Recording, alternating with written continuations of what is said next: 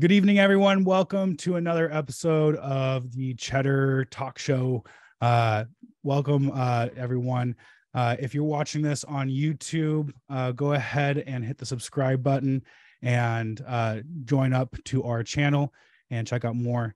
My name is Taylor Dunn. I am joined by my brother Grant Dunn, one of the co-owners of OA Cheddar, and our special guest, Taylor Thomas. What's going on, Taylor?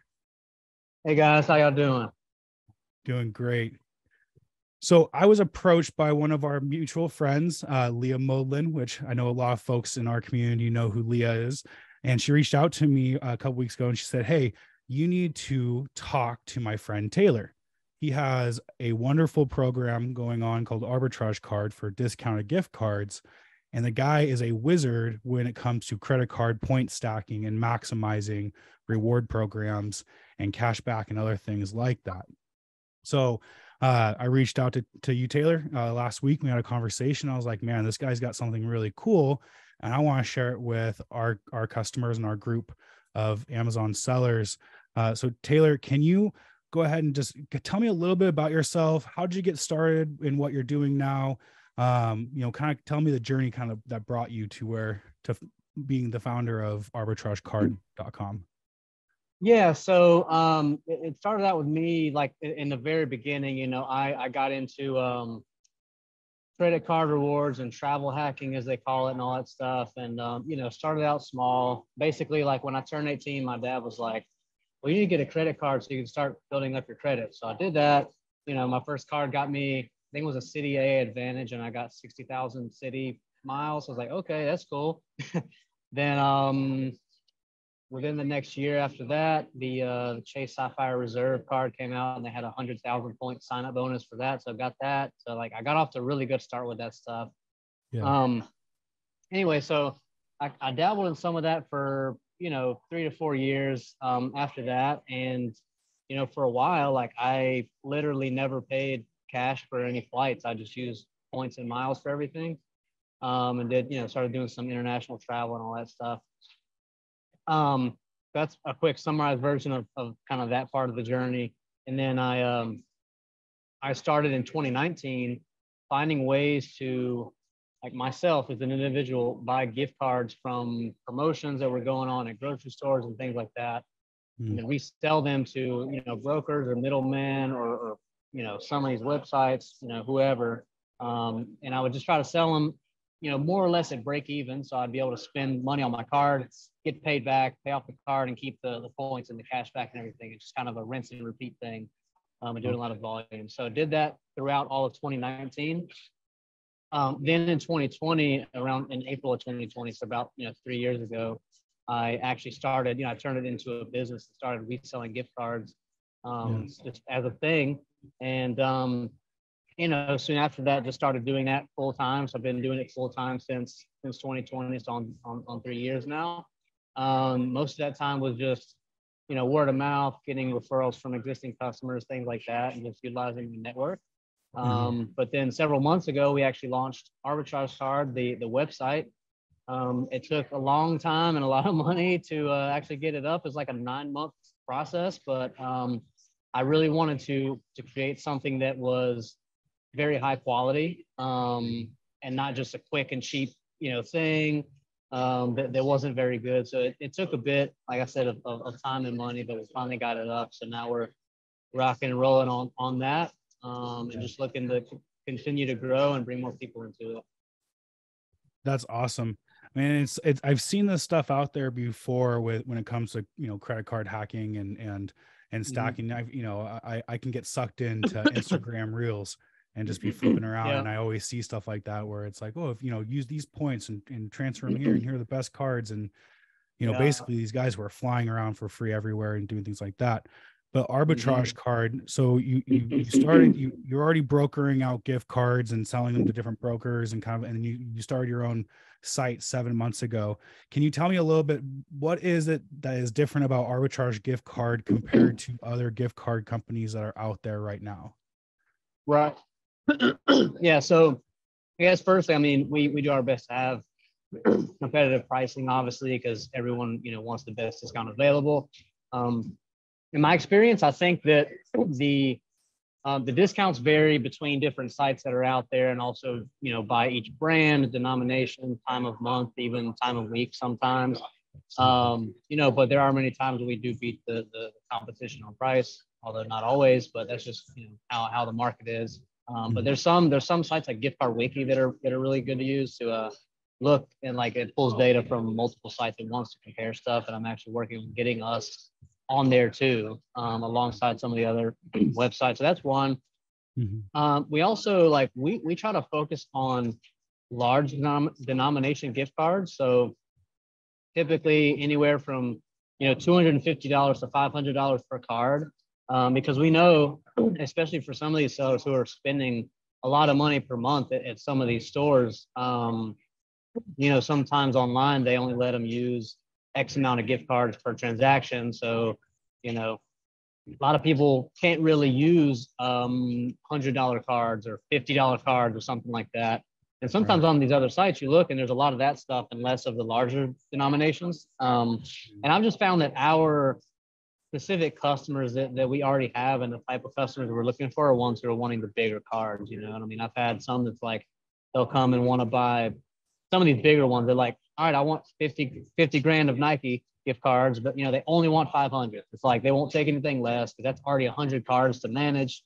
So that's one of the things that we try to focus and specialize on, is larger denomination cards. And then with our site too, it's basically instant delivery, so you don't have to. So we don't ship any cards. It's all digital, electronic, and instantaneous. We do send an email like with the order confirmation and with the gift cards, but the primary delivery method is just the cards populating in that person's account. So they have them to use already. And then if there are people who are doing like retail arbitrage and doing stuff in the store, it does generate a barcode for each gift card so they can scan it in there. That makes that easier. So those are a couple things. I mean, that right there is huge because so admittedly right now in our online arbitrage business, we don't utilize gift cards, but when we were doing retail arbitrage, we did. And Grant was kind of the one, you managed everything, and my job was just to go spend the money, right? But that was we ran into that. We would get a lot of these little $30, $40 cards, these we avoided those. That was I'll interrupt you because we really did try to buy cards that had high volume, right? Like at least I want to say maybe Taylor was like $100 would be like the lowest type of card I was looking for. And then everything and above that. I guess my question would be is like, why do so many other sources have such low volume cards compared to like, I'm looking at your site and it's like you said, $250, $500 threshold. Like how are you able to swing that compared to like the competitors? I mean, it's a good question. Some of this is proprietary secrets that you can't divulge on, and that's okay too. But part of it might be, and part of it might just be, I don't know what the answer is in regards to some, X site. Like, I don't know, why they have more or less of a certain denomination. But regardless, we do try to focus on that. If at some point we get a lot of demand for, because I have had a couple people like say, I would take lower cards, and it's like if it's a $100 card, but the discount is way better. So it just kind of depends on what people are looking for. I see a question from Martin in here. I want to answer. Yep. So if you buy a card from us and it turns out bad, doesn't have funds, invalid, whatever. So we actually very rarely ever have any issues with cards at all.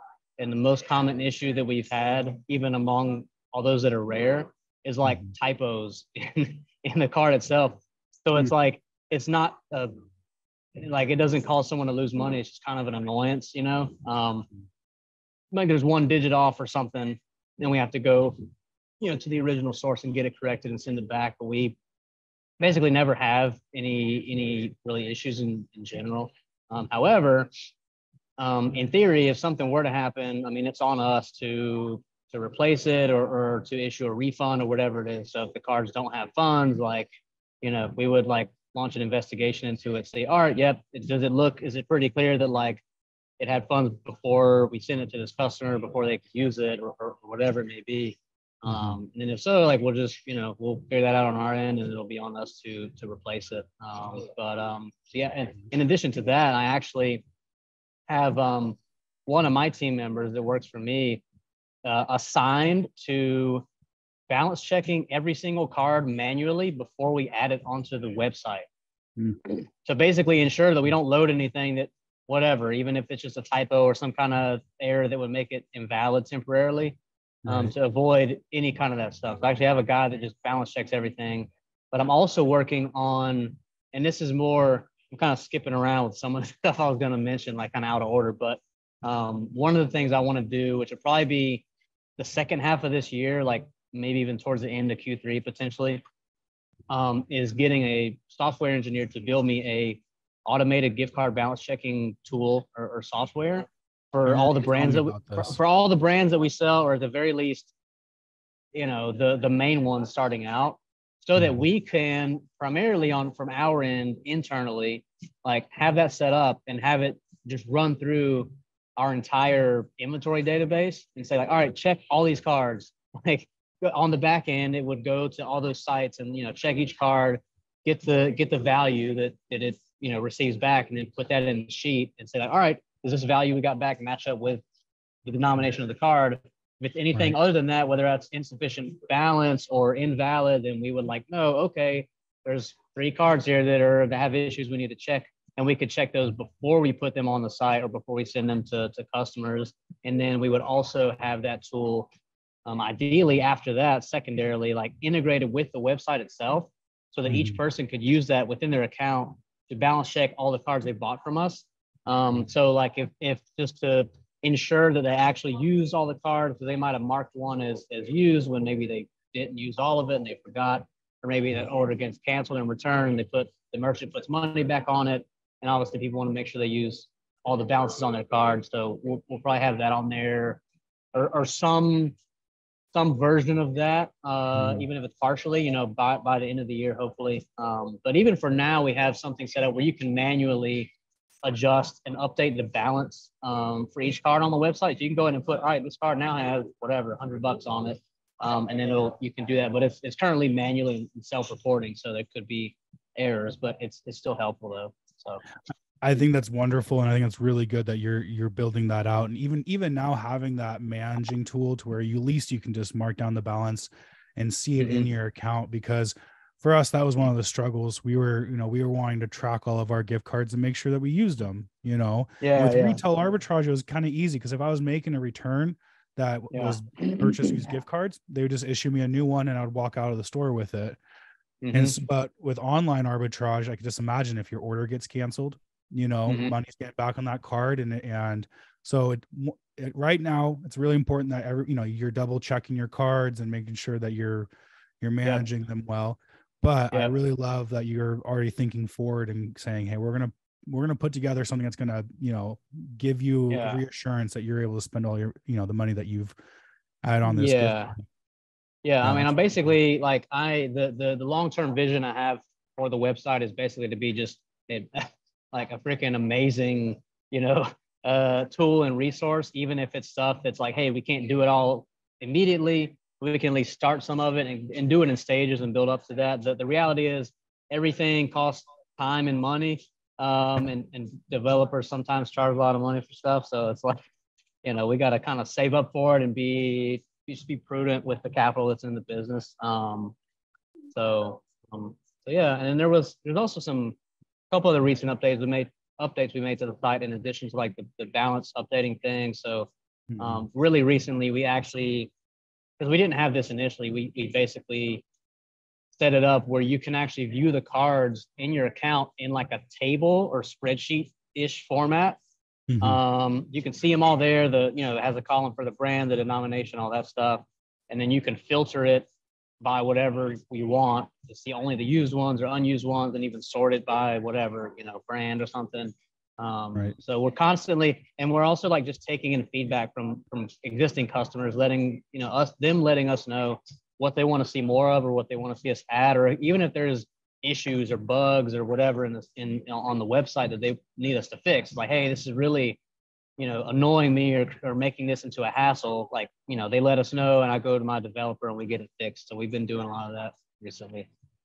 That's really awesome.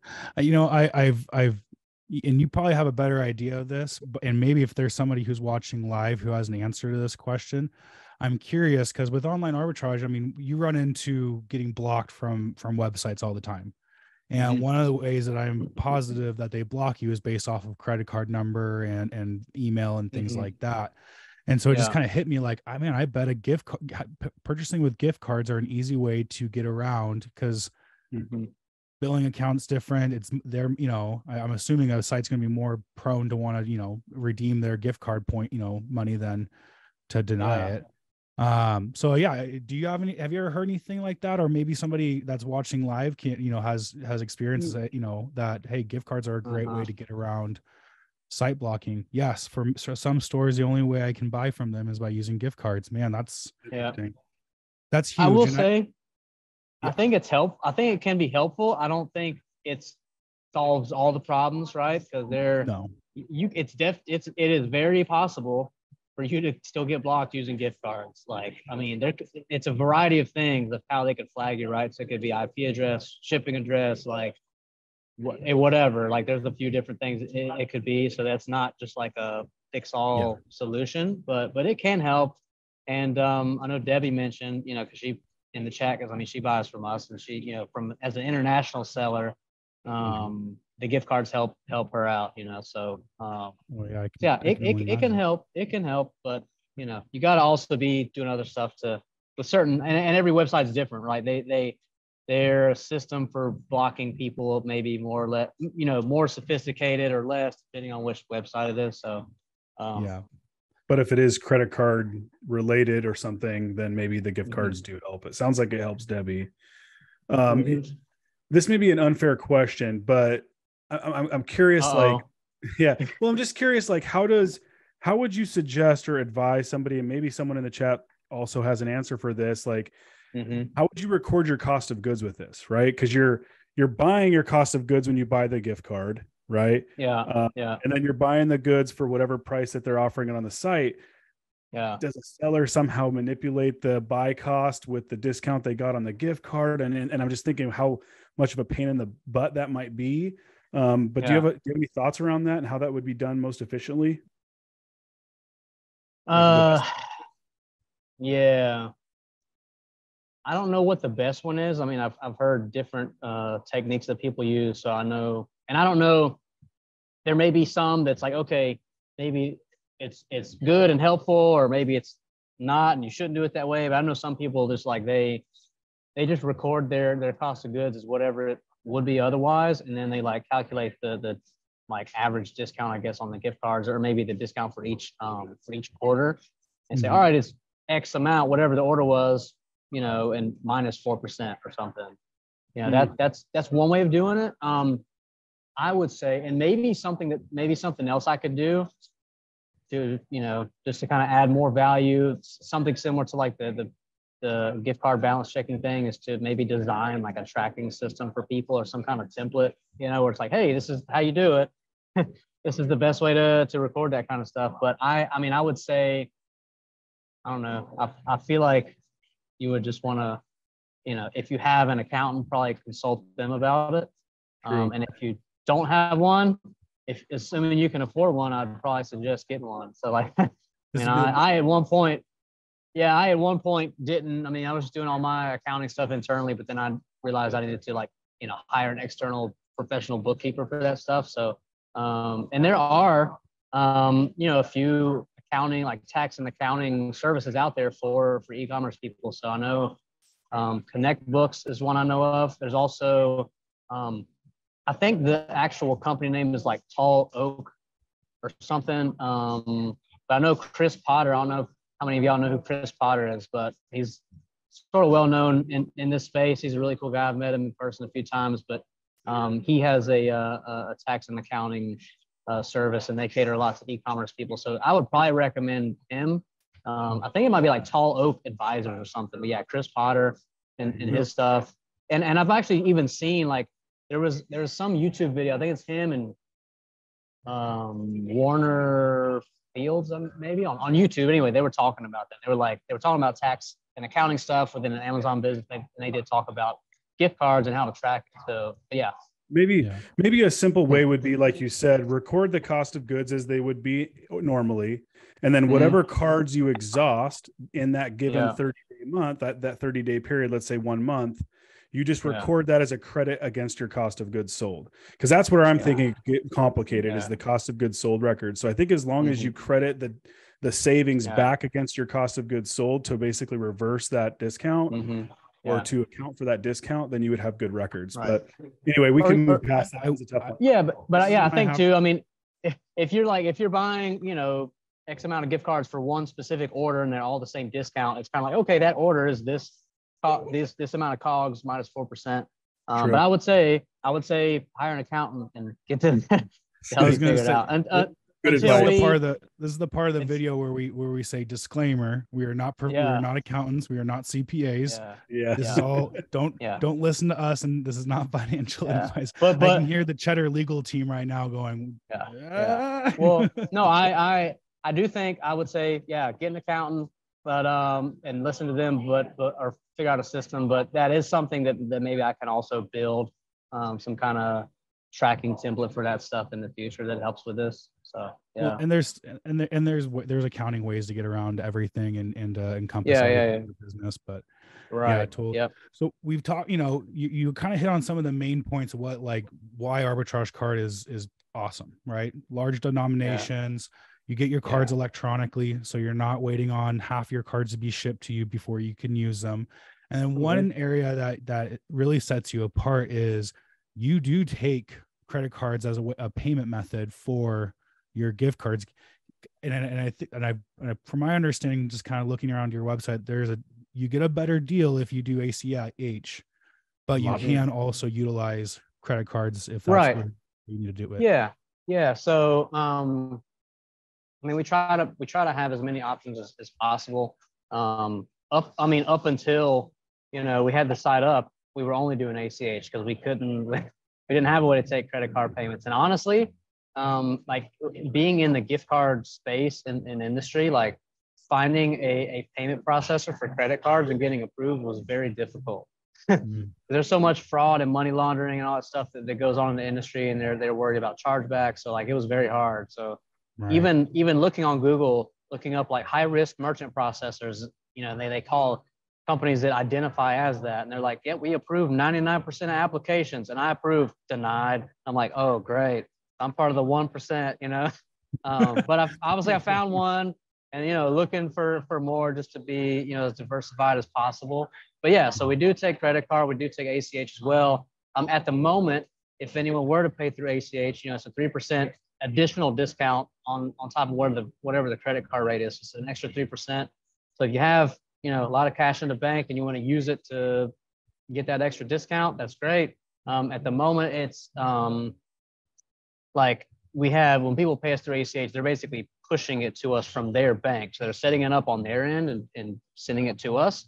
But I am working on getting an ACH integration built into the website so that people can do it on there, and just like put in their info for ACH on the website. It does it all on the site, delivers the cards instantly, and that's it. It's just, again, it's the same thing with the credit card payment processor. It's just kind of been hard to set up, but I've been in talks with 2 different companies for the ACH stuff, and I actually got off the phone with one earlier today. And I just need to send them over some documentation later. So hopefully we'll have that soon. But we have both of those payment methods. I'd like to add other stuff, too, like for people to pay through Payoneer or Wise or something, directly through there. So working on that. And then, and I'll mention to you the merchant category, bonus category stuff with the credit cards too. Maybe we can come back to that after we get into the credit card stuff. Maybe we can circle back to it, but that's related. Yeah, Debbie's saying Payoneer, please. So actually, and I'm gonna keep pressing on with that. And I think I've talked to Payoneer before, and they don't really like gift card stuff either. But when I went to the Prosper show in Vegas a few weeks ago, and they had a booth there, so I talked to them, some of them in person. I was like, y'all got to help me get this set up. So we'll see. Who knows? Yeah. You got some really cool stuff going on, and I want to get into the credit card stacking and some of the strategy stuff that you're really good at. So for guys, go to arbitragecard.com. Now, we talked before. Can you walk me through real quick? Say I'm a brand new customer, I come in, what can I expect if I get, because you right now you do have, there's some tiers to your system. Yeah. And then it's not open to everyone to come in. There is a little bit of a barrier that you need to, so can you tell me about that more? Right. Yeah. So currently in the stage we're in, we assign one of our team members to each new customer to be their account manager, essentially. Just to enable a more personalized and hands-on user experience. And we try to really get to know each of our customers, understand what their needs are, which brands are looking for, how much they buy per month, stuff like that. And again, that's just the current stage we're in. That'll probably change, in several months later this year or at some point. But that's what we're doing currently. So each customer has a chat with one of our team members that they can talk to. And due to that, that means that we can take a finite amount of new customers every month. We don't have infinite capacity, at least not yet. So currently we have a sign up form on the website. So if you go on the website and you click on the gift cards page on the menu on the side, it shows you all the whole gift card selection, but then at the top it has some text and it says like, yep, to buy gift cards, you need to click on this link and apply here. So you can go in there and sign up. And it just asks you for, your name, some identifying info. And then it asks you like which brands you buy primarily from and how much you buy more or less per month. And what we're looking for at the moment, at least for new customers, right? We already have some that are kind of grandfathered in, so to speak, that, buy lesser amounts than this, but we've already been selling to them and we're not going to kick them out or anything. But what we're looking for with new customers, at least buying through the website, is people who are already spending 25 grand or more per month on inventory. So sellers who are more or less already, established and are buying that, that amount per month already. That doesn't mean necessarily, hey, you have to sign up and you are obligated to buy $25,000 of gift cards from us like immediately or in the first month or anything like that. Obviously, we want people to sign up, do some small test transactions, see how it is, decide for themselves if they're comfortable with it, if they like it, if it's advantageous to them. But then our goal after that is hopefully we get them up at some point, within a few months, like to buying $25K a month. And that just allows us to really maximize the time capacity that we have as a team and for each of us individually and the people that are communicating with those customers, which allows us to grow, faster, and which means we can get more money to invest more into this stuff and just keep on improving everything. So that's at least getting signed up and the criteria we're looking for. And then, you just go and start making purchases, and there is an ID verification component as well when you're buying through the website. And honestly, that helped a lot with getting approved with the payment processor. I think that was one of the key pieces to doing that, in addition to all the documentation they asked for us, all this, they asked for like a mountain of things, but that helped a lot. So, and that also just helps ensure, or combat any fraud on the website. And obviously if anything like that happens, it ends up affecting everybody on both sides. But yeah, so I mean, that's our goal, is like, people do a few test transactions, and hopefully if they actually meet that criteria and are at that level already, and they feel like there's enough value there, that they'll get up to that point buying that much, per month. So. Well, that's awesome. Well, guys, if you're looking for an easy way to just increase your bottom line, go check out arbitragecard.com. Lots of really great stuff that Taylor here is doing that is really just kind of exactly what arbitrage sellers are looking for. And so, Taylor, I want to thank you, one, for just even coming up with this idea and creating it, because I know it helps people, and it's a good thing, getting away from especially some of those lower cards and the hassle of dealing with it all. So again, that's arbitragecard.com. For those who are watching the live call, we dropped a link inside the chat. If you're watching on YouTube, links in the description. Go ahead and check it out below. So Taylor, as we're talking about, gift cards and ways of increasing bottom line, a lot of people know, 101 arbitrage 101, use the cashback websites. Yeah. The other part of it though is you have your credit card points. Now, yeah, for us, we have one credit card. It's an American Express Gold. We get reward points off it, but I know we're not utilizing the rewards program to its maximum potential.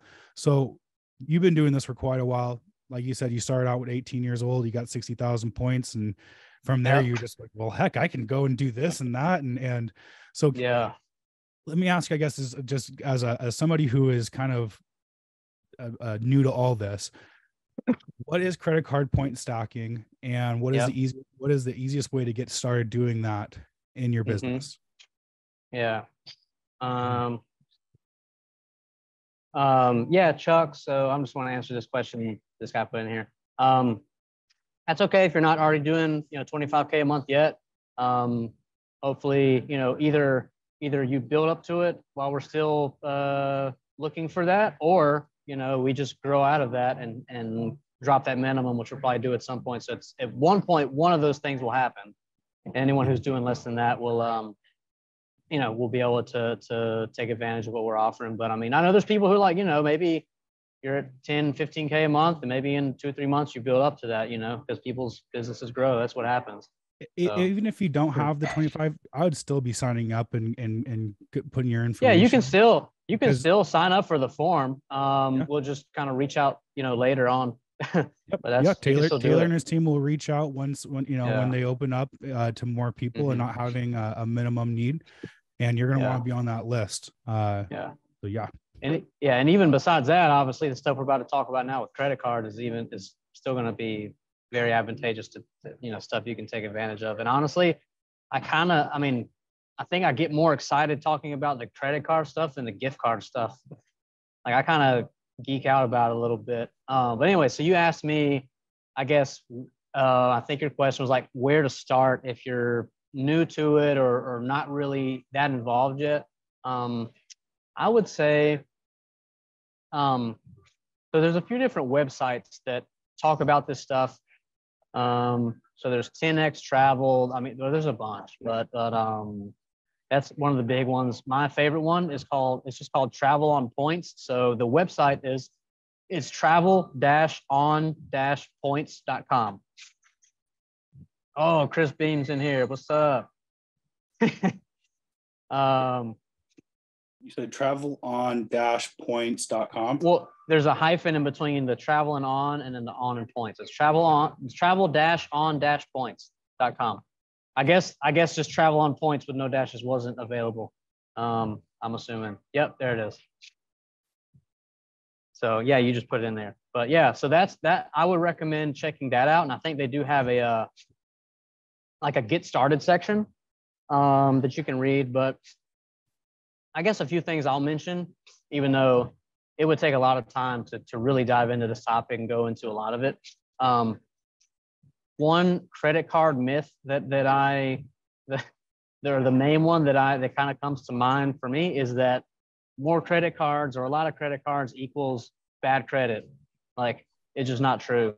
If you have a lot of cards or even a few cards and you're managing them poorly, that's what would cause bad credit. But in the long term, more cards or even having a lot, if you're managing them correctly, like, ends up giving you good credit. So I know a guy, actually, the owner of Travel on Points, his name is Derek. I actually was at a meetup they did in Dallas at the first week of this month. And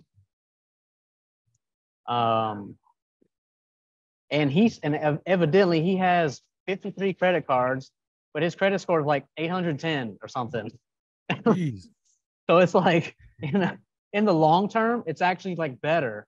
The caveat is like in the short term, when you get a new car, like you get a hard inquiry on your score, and that happens whether they approve you for the card or not. That's just if you apply. But like your score will drop, and it depends on where you check. If you check Credit Karma directly with a credit bureau, but it might check, I would say maybe 5 to 10 points, like it'll dip, you know, a little bit, but that's a short-term thing. After a couple of months, like it goes back up. It's not really a big deal. Yeah, I mean, a dude who has 53 credit cards and has an over 800 credit score should tell you all you need to know about that.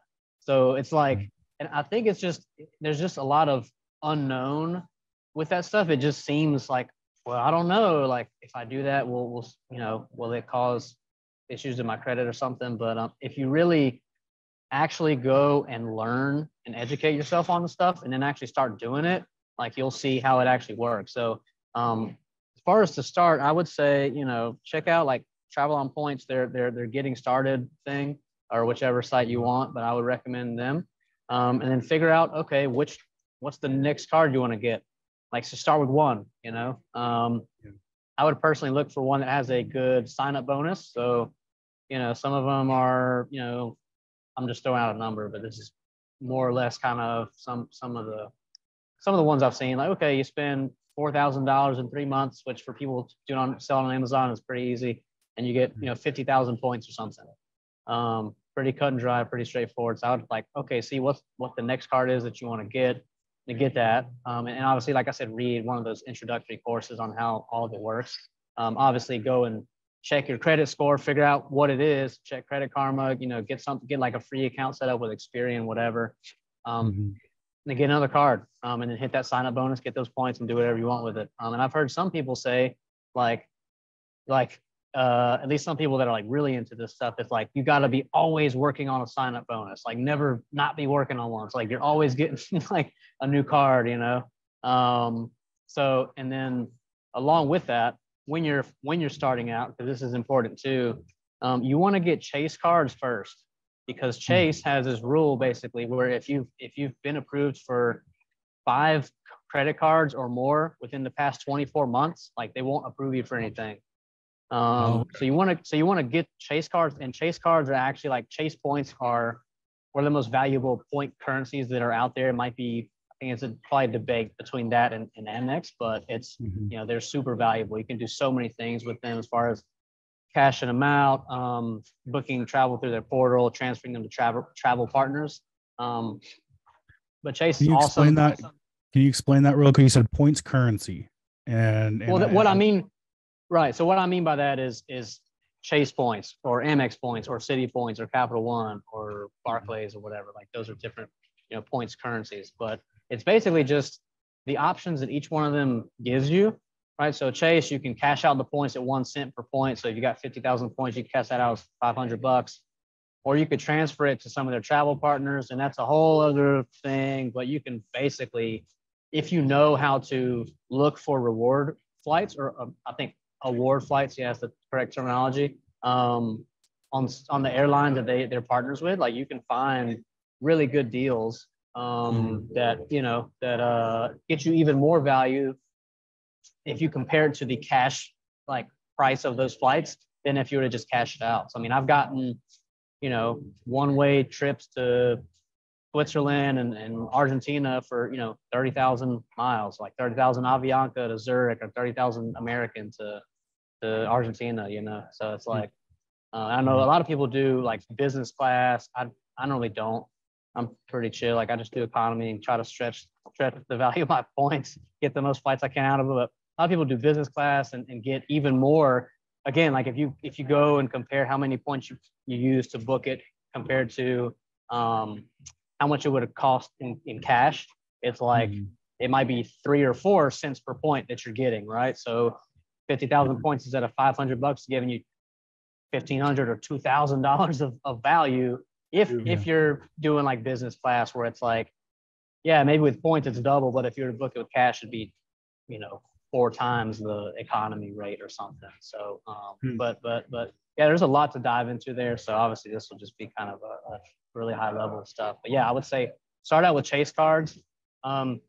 If you're new, read up on the 524 rule. It's just like 5/24. You know, on all those sites that we mentioned, like they talk about that. It's a big thing. So like on Travel on Points, it'll go. And I think when you go on their site, and if you look at like their best credit cards section, it's divided into 2 sections. Either you're under 524 or you're over 524. So under 524, they got all the Chase cards, and if you're over, they got all the Amex City, Capital One, all that stuff. But yeah, do that first. The Chase business cards are really good too, and you definitely want to make sure you get some of those before you hit that 524. So having had gotten approved for 5 cards in the past 2 years, because business cards, for the most part, with a couple exceptions, I think like Capital One and maybe there might be some other bank, they don't show up on your credit report, so they don't actually count towards 524.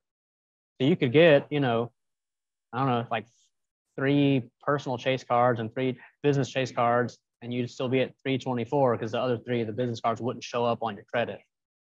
So that's valuable too. And and I guess I'll kind of go over one thing really quick, and I'll I don't know what else you have as far as like questions or things to dive into, but so many questions, bro. So many questions. Well, one of my favorite Chase business cards is the Ink Preferred. So they have 4 now, but that one, like it typically has a pretty high sign-up bonus. So I just looked at it online like an hour ago just to see what it was currently, and their current sign-up bonus is 100,000 Chase points. I think you have to buy or spend like 15K within 3 months or something, but that shouldn't be a problem for most people here. So it's 100,000 Chase points. There are ways that I know of to cash them out, not as points or travel, but just cash it out as cash with like a 25% bonus essentially. Like they have ways where you can like make a purchase, and if it's with a certain category, you can like cover that purchase with points like a statement credit and get that 25% bonus. So if you did that with 100,000 points, that'd be $1,250 of just cash. And then that card also, it gets 3x, so 3% cash back minimum, but it's 3x on a few different categories, which include like shipping, I think travel, advertising. I forget if gas is in there too, but 3x on all that stuff up to like 150K a year. If you max that out, and I did the math earlier, if you max that out and did that 25% bonus, that's like $5,625 from those bonus points. And if you add both of those things up, so that and the sign up bonus, which I talked about, it's like $6,875 from like one card. And you can have multiple of the same one. So I have like 4. Yeah. So the same card. The exact same card under the same business name. And then if you max each one of those out and with the new sign up, each one of those is like $6,000 worth of value. Yeah, if you do the sign up bonus, and like if you max out the bonus category on it too. Right. And let's say you're also in tandem with that, also getting more cards and always working on a sign up bonus. It's like, yes. Yeah, I mean, you could make, almost 7K off that card in a year. And then even in subsequent years, if that sign-up bonus obviously isn't there, it's not there every year, just when you first get it, it's still, $5,500. But yeah, I mean, I've got 4. Obviously not all like close together. It was like spread out over a couple years, but I'd apply for another one and they just approve me, and I'll be like, all right, guess I'll take it. And I mean, it does have that card does have a $95 annual fee, but if you're maxing out the bonus categories, you're more than covering that. And if you aren't, you can just downgrade it to a Ink Cash or Ink Unlimited, which both have no annual fee, like it's just $0. And then even each one of those has its own perks. So the Ink Unlimited is 1.5% on everything. Then the Ink Cash, you get 5x points on office supplies, with no annual fee. So anyway. Do you have like to manage all this craziness, right? Because a lot of what you said, right? There's so many things swirling around inside my layman's brain. But do you have a spreadsheet where you're tracking all of this? And is there systems in place that, like there's a free course on this website, travelonpoints.com. Do they teach you how to essentially stay organized? Because I feel like you could really get lost in this if you're not careful. You could, yeah. There's probably resources out there. I haven't looked like at their they're getting started or their course in a while. It's been a while since I took a look at it, but again, that might be something that again I can build for people, or I mean, there's probably resources out there. I just don't have a list or a I don't know number one answer for that. So do you at do the you moment, but essentially so do you essentially like do you manage this inside your head right now? I mean, is that how you manage your credit card point use, or like how do you keep track of it? So for me personally, it's a little bit different because obviously since I'm not selling on Amazon, at least not currently, and buying a bunch of stuff, like most of my cards honestly aren't really doing a whole lot. Like I just get, and a lot of people honestly, a lot of people, who don't have Amazon businesses and aren't spending a ton of money, they'll normally like get a card, hit the bonus on it, and then they throw it in the sock drawer, so to speak, and they don't really touch it for a while. So there's nothing to manage after they've hit the bonus. And everyone, it's up to everybody how deep or how complex they want to get into it. But I know that's what a lot of people do. So what you could do, honestly, if you wanted to keep it simple, is like, okay, yeah, you want to make sure, well, it's up to you, right? But if you're really trying to max it out, you want to get a sign-up bonus as often as possible.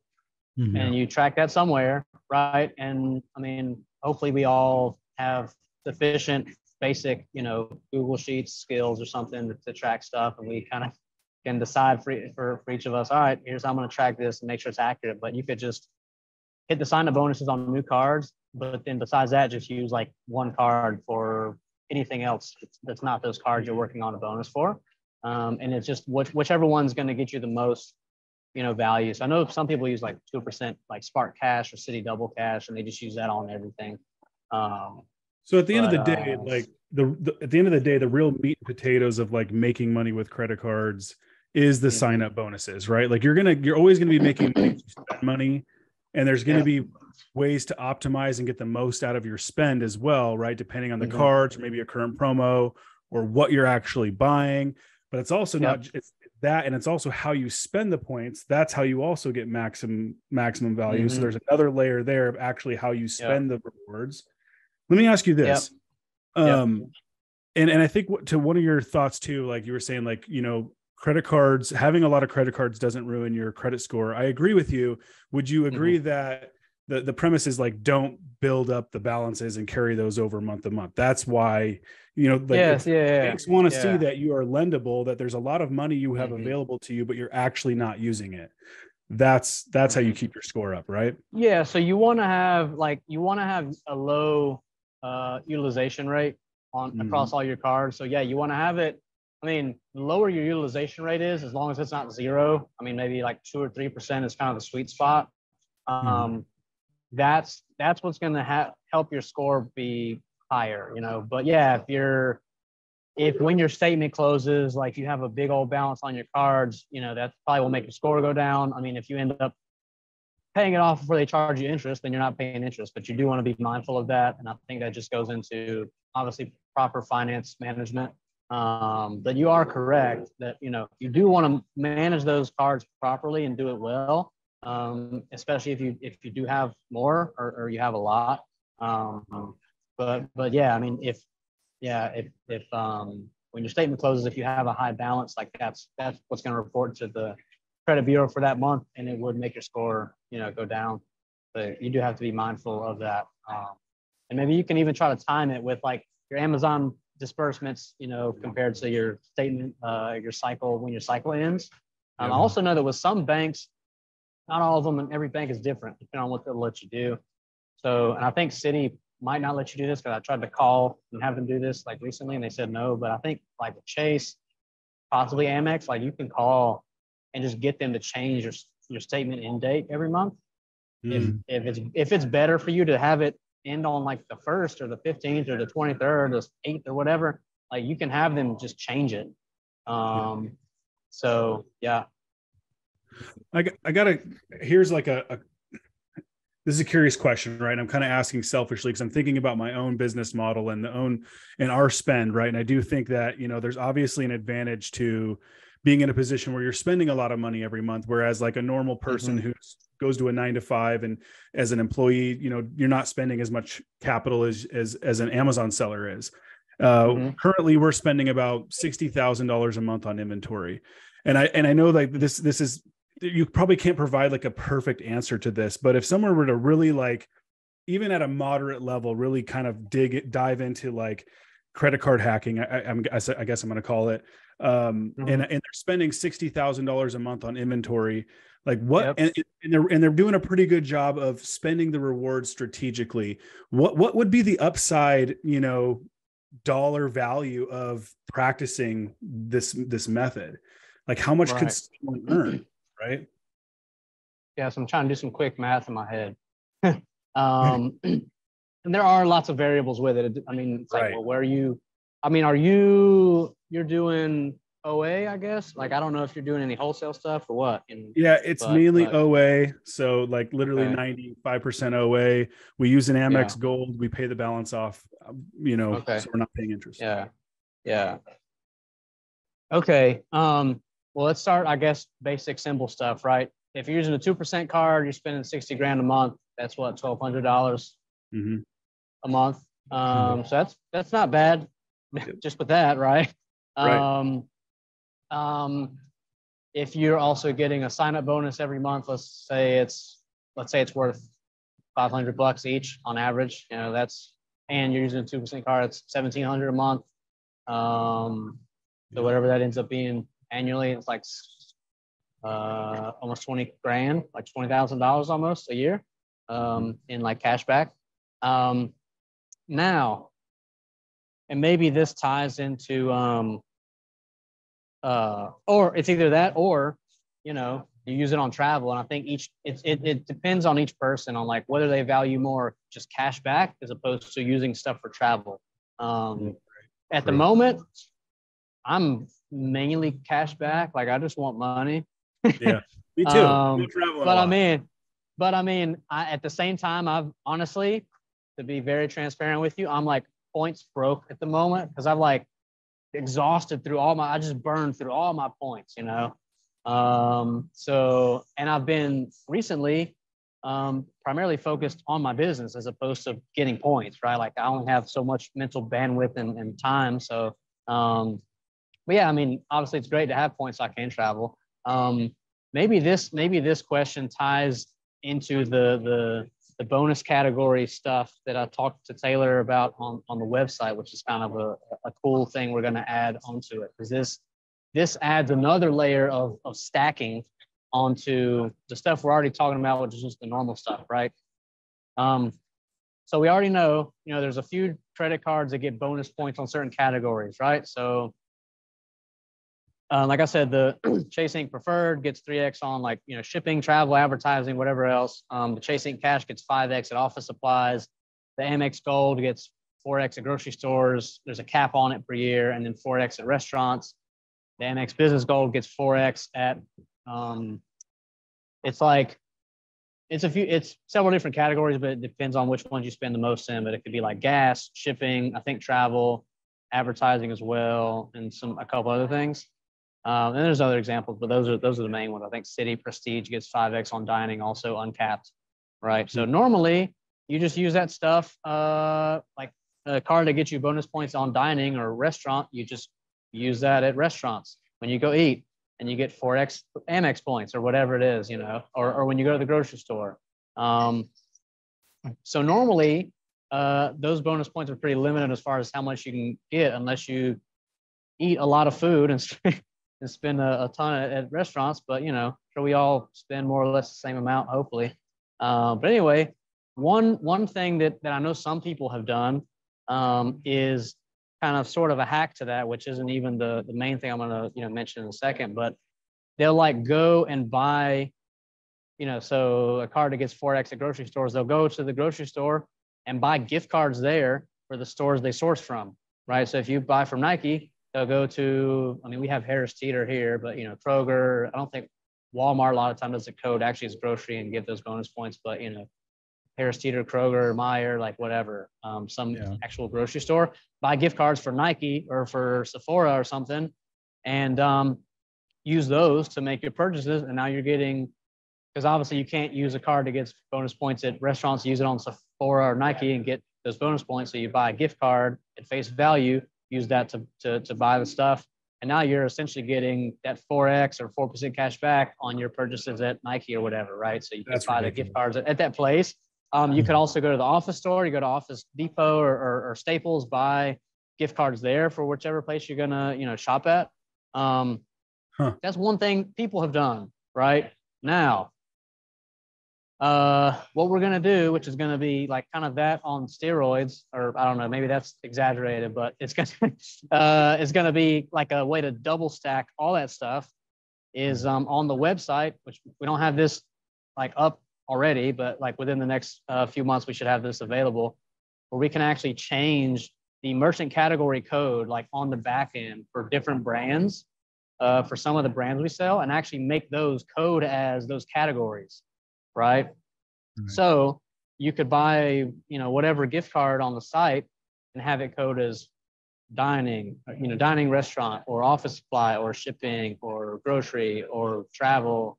And if you're using one of those cards to get those bonus points, you'll get those bonus points on it, in addition to whatever discounts on the gift card on the website. Right. So if you're buying from Sephora and we're selling Sephora gift cards at 4% off, and we have it so you can get 4X Amex points, and let's just say that that's worth 4% cash back. Now you're getting 4% discount plus 4% cash back, so you're really getting like 8% back in total. Versus if you just used a 2% card on Sephora, no discount gift card, no bonus categories, you're getting like 2% back, which is still great. But if you're doing $60K a month, and if 1,200 is what you get from a 2% card, and if you can make that 8% with the even with the discount, right? 4% plus 2%, that's still tripling that amount. So that's 3,600, but you add another, get those bonus points on there, and you're at like $4,800 a month, and or a ton of Amex points. So, and that's just because the not only the payment processor that I found, not only did they approve me, which was awesome, but they're very flexible and very open-minded. And are evidently, going to let us do that. So we're going to take advantage of it and do it. And, so people can get additional rewards on top of the discount on the gift cards. And, so that'll just be a way to double stack it and kind of, just boost the margins even more for people. That is going to take it on steroids. That is. Yeah. That's going to be huge, man. That's really awesome. So what there's a lot that we've been talking about, and I'm just trying to think, okay, well, if I was in the mindset of like, hey, I've been doing this Amazon thing, I'm moving as I go. The idea of getting a whole bunch of credit cards kind of freaked me out, and so if I were to give up on the sign up bonuses and to say, what would be, 2 to 4 cards that I would want for my spending. Yeah, I think I have. What I'm hearing is Chase and American Express are the the best. They are.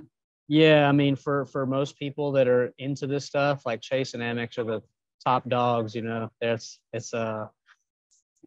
mean, I don't know. It's close, man. I don't even know if I could pick a winner, because I think the Chase points are more valuable, but Amex does a bunch of crazy stuff. There's so sometimes people will get, like on an Amex business card, they'll get offers. So like you get the sign up bonus when you get a new card, but they'll get offers for miniature sign up bonuses on adding employee cards. And this, what I'm about to say, is just insane. Then I'll kind of come back to like actually answering your question, but it'll be something where like you can get a new employee card and the offers, like you spend the okay offer is still pretty good, but like you spend $4,000 on it and you get 20,000 Amex points. So you're getting like 5X, right? Plus, I guess the 1X you'd already be getting. Some people were getting it where you only have to spend $2,000 and get 20,000 points. It's like 10X, right? And they will let you, and actually the reps, when you call them, like at least with me, like they would encourage you to do this. They say like, yeah, you can actually add up to 99 employee cards on your business card and get that same offer on all of them. So I know people who literally got, and they also say like, and because like they make you put a social security number on on them at some point, or they'll close them. But they let you just put your own name on all of them too. I know people who just get 99 employee cards all with their own name. Each one is like you're getting 5X or 10X. You max that out. And if it's 10X, I mean, you could basically get 2 million MX points for spending like $200,000. So, but I know that's way up here. So I'm gonna come down for a second. Anyway, yeah, Chase and MX are really good. I would say, like I said, the 524 thing with Chase, just the fact that there's that limitation, that constraint there, I would say probably start with Chase. So maybe get like Chase Sapphire Reserve is a good starter card. If it's someone who's like really young and or like has no cards in their name already, you probably want to get like a city card, like a city AA advantage or something like I did to start. Just so you have one card already in your own name, it'll make it like more likely for Chase to approve you when you apply. But if you already got one, yeah, I would say Chase Sapphire Reserve is really good. Normally there's like any given time, either anywhere from a 60,000 to 80,000 points sign up bonus on that. The annual fee is $95 a year. You can, I believe with that one, unless I'm wrong, unless they change something, I think you can do like the 25% bonus when cashing out the points through their pay yourself back things. And then, but you can also, like after the first year, you can downgrade that to a Chase Freedom, which has no annual fee, and then you're not paying an annual fee for it. But yeah, Sapphire Reserve or Preferred is that one that has a $95 fee. That would be a good one. Like I said, the Chase business cards too. Because there's the thing, like when you get their business cards, it doesn't count towards that 524. But once you're over 524, like you can't get them because you have, they're with Chase, you have to be under it to get approved. But anyway, yeah. So Sapphire Preferred, I would get some Chase business cards, right? So the Ink Preferred will probably be the best bet. They typically have the highest sign-up bonuses on that. Yeah. I mean, it also just depends on what your goals are as far as travel or right. Cash back. I mean, there's for example, like there's the Barclays Aviator Red, which is like the easiest sign-up bonus ever. You literally make one purchase of any amount and you get 60,000 American miles. Like you could spend $2. Wow. So that's cool. But yeah, as much as you can, focusing on Chase when you're starting out, before you hit that 524 mark. But and I mean, you could always like get a Sapphire Preferred, get a Chase business card, like wait a month or two, apply for another Chase business card, maybe a different card. So maybe if you got the Ink Preferred first, you could try for Ink Cash or Ink Unlimited, or you could try for Ink Preferred. And if they decline you, it's not really that big of a deal, honestly. Like getting declined for a credit card it's not that big of a deal. It's really not. You just try to figure out why, and then you try to fix it and try again, or try to do with a different bank or something. That's what I would do. Another card that's just, again, good for spending on any category, on anything is the Spark Cash from Capital One, just because that's 2% back on everything. And it's a business card, so they typically, give you higher limits and let you spend more with that. But with the Capital One business cards, they for some reason do actually report on your credit report, whereas all the other business cards from different banks don't. So just keep that in mind with the 524 stuff. So yeah, I guess to resume, like Chase Sapphire Preferred, at least one, or if not two Chase, business cards. If your first 5 cards can be all Chase, that's great, or more. But then yeah, Capital One Spark, the 2% is great. And then if you want some easy American, like the Barclays Aviator Red, it's good. Chase business card using your. So for Chase business cards, Jason asked a question. If you have a business, like use your EIN. If you don't like have a registered LLC or something, you can apply as a sole proprietor and just use your social security number. And you just put your name as the business name. Like, and I know people get approved applying that way all the time, so you can totally do that. And Martin also mentioned point.me. Some people like that website and some people don't. But honestly, I think that it's It's pretty good. I mean, you have to pay for it, but what it does is and this is great if you don't want to have to learn manually, like how to search through all the different airlines to see which one has the best deal for some flight or something. You go on point.me, you tell it, okay, I want, this flight on this day, and it will like scrape data from all the airline websites and tell you, and it will give you a list of, how much it's going to cost on each airline. And you can filter it and just see either like the quickest route or the cheapest one. I normally do the cheapest one. So you can just see, all right, the first one is the cheapest option as far as the least amount of points or miles with whatever it is. So like when I was traveling around in February and March recently, going to all these conferences and stuff, like I would use point.me and see like, okay, which is the cheapest option. So most of the time I flew American, but a couple of times I booked through Avianca and flew with United. One time I flew through Southwest because at the time for that flight, that's what the best rate was. Yeah. So it's a very helpful resource. Yeah. Man, there is so much to this, and what I'm hearing more than anything is there's tons of programs out there. Each one is a little bit different, and depending on what you're looking for, whether travel is important to you, cashback is important to you, or hotel stays. I mean, I know you can get down deep into this too, like with hotel programs and staying at certain hotels and using your points to pay for that, and then using the reward programs to do all these other cool things. The big thing here, one, Chase is awesome. Try to get your Chase cards first, right? Always be looking up for a sign up bonus. Okay, always be trying to work it. Don't be afraid to get too many credit cards. Just make sure you're wise and managing it well.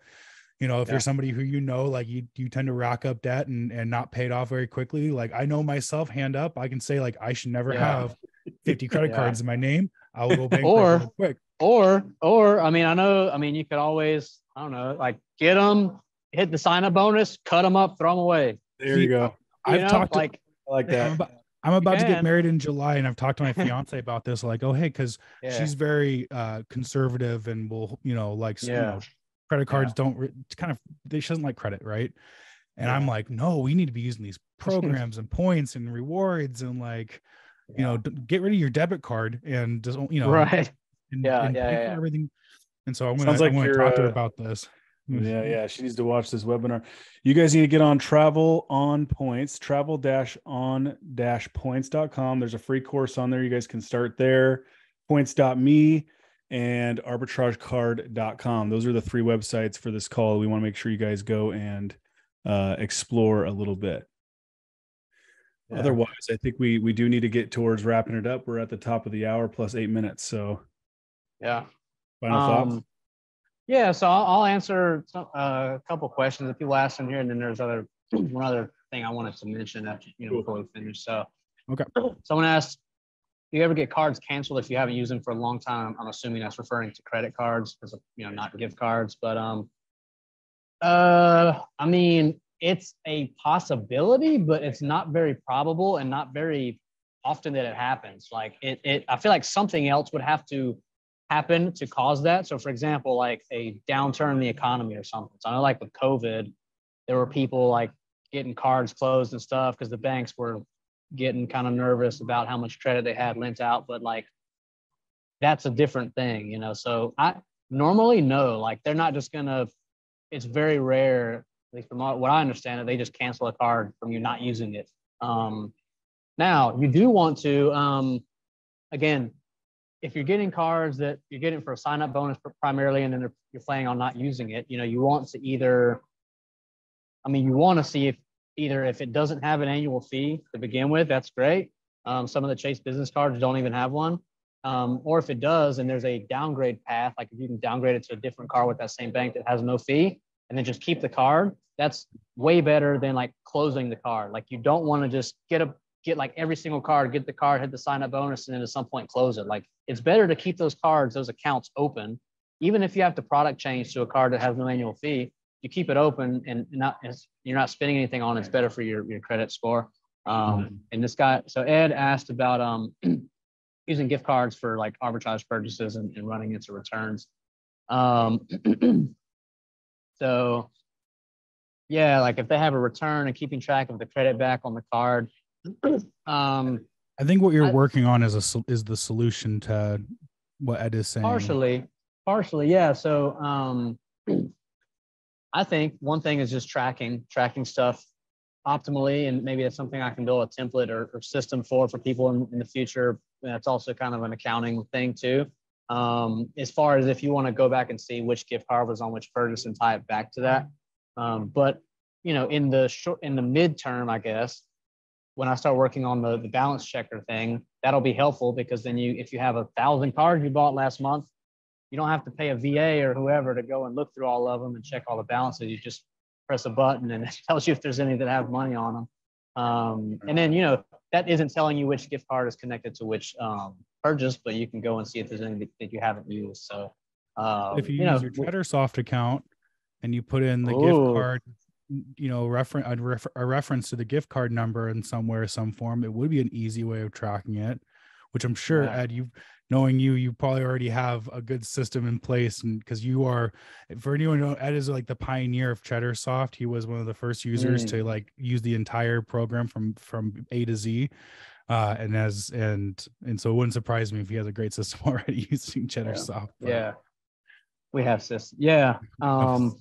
Yeah. So there's options there for that. The only other thing I was going to mention is, like we've talked about, there are a few different websites and courses and resources out there for credit card stuff. And obviously you do want to research those and utilize those, especially if you're starting out.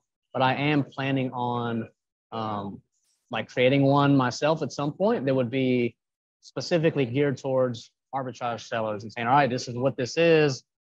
And basically going over all the stuff we talked about on this call, and saying like, yep, this is travel hacking, credit card rewards, and all that, how to maximize it. But then here's how you can use that in conjunction with Amazon selling and with gift cards, and basically just get an exponential, ROI with all that stuff, really just tying it all together. I'll at some point probably, hopefully have a course for that. I mean, who knows when it'll be, hopefully within, a few months, and that should be helpful also. Is there a way for people to make sure that they are the first to know when your course comes out, other than maybe going to arbitrage.com and or arbitragecard.com and signing up? But is there another way to get on your email list or something?